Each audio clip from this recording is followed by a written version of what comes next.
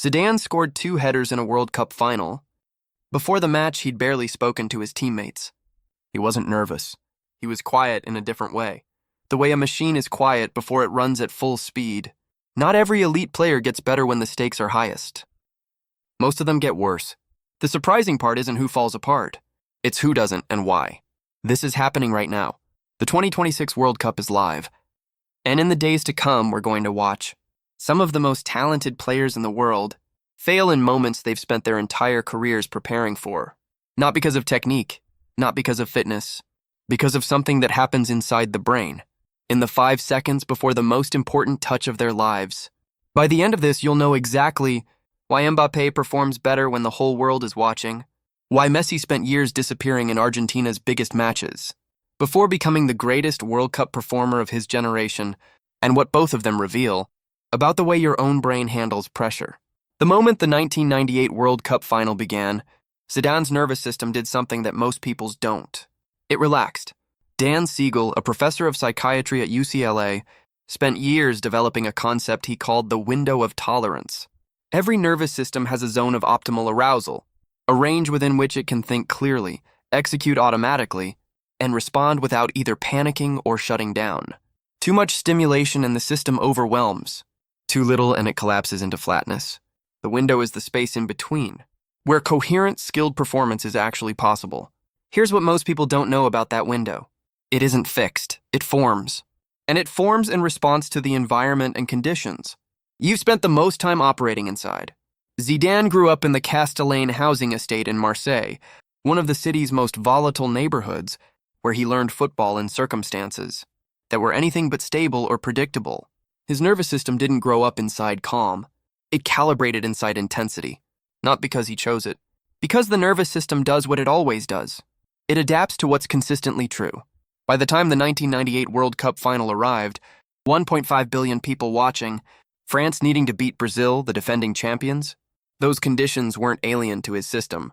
They registered as familiar, as the kind of intensity his window was built around, as at some physiological level home. He scored twice before halftime, both headers, both from corners, both placed with an exactness that had nothing to do with luck. None of it moved him outside his window, because for him the zone has always included moments that feel to most people completely overwhelming.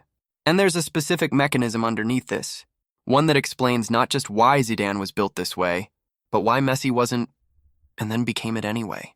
We'll get to that. For 15 years, the same conversation happened. After every major Argentina match. Brilliant at Barcelona. Quiet for Argentina. Game after game, the player who dismantled every club opponent in Europe seemed to recede when the stakes were highest for his country. Here's what most people get completely backwards about those years. Messi wasn't failing because the pressure was too much. He was failing because of exactly what the pressure was triggering inside his brain. Sian Beilock, a cognitive scientist at the University of Chicago, spent years studying why skilled performers underperform precisely when it matters most. Her finding, choking under pressure is not a failure of effort. It's a failure of a specific neural system.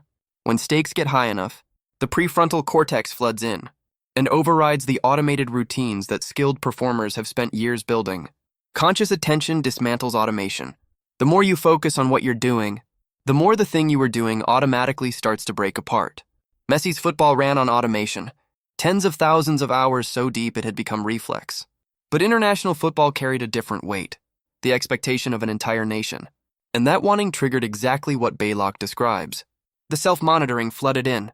The prefrontal cortex started supervising the automation, and the automation slowed. You've felt a version of this.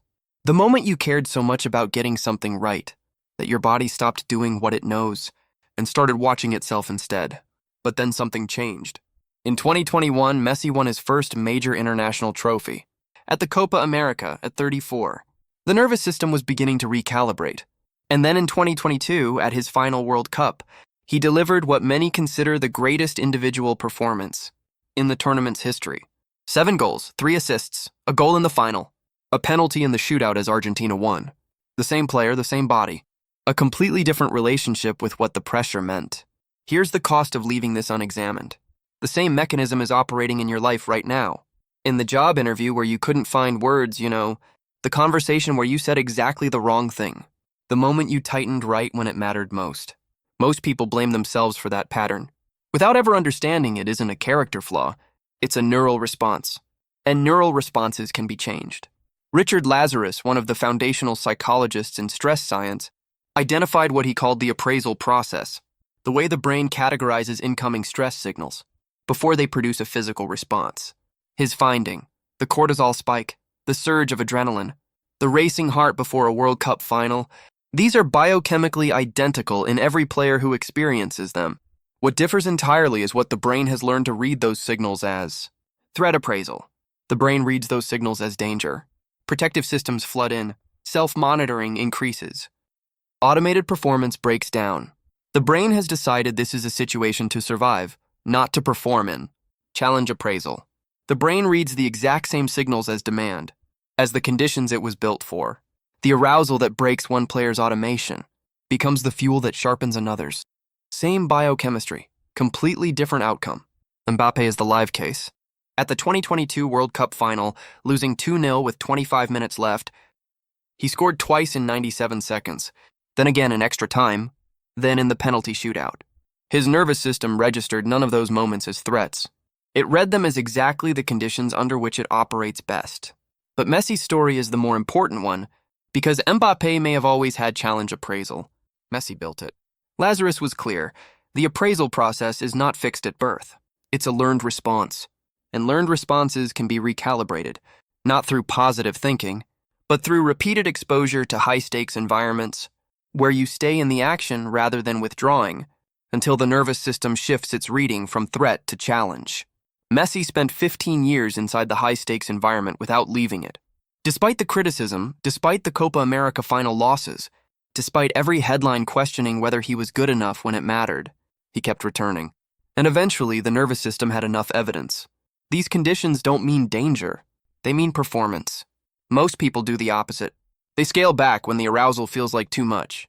And every time they do, the nervous system records one more data point. This level of intensity means threat. The players who build a challenge appraisal do it by walking toward the sensation of it mattering, over and over again, until the sensation changes its meaning. Zidane, Messi, and Mbappé are not separated by talent or desire. Messi wanted a World Cup title with a longing that defined his entire public life. What separates them is what the nervous system does, with the chemical experience of that wanting, in the specific moment when the stakes are at their absolute highest. The difference isn't talent, it isn't willpower. It's what you've trained your body to do, with the feeling of it mattering. Tell me this, when the stakes are highest, do you feel sharper, or do you feel yourself watching yourself? I read everyone.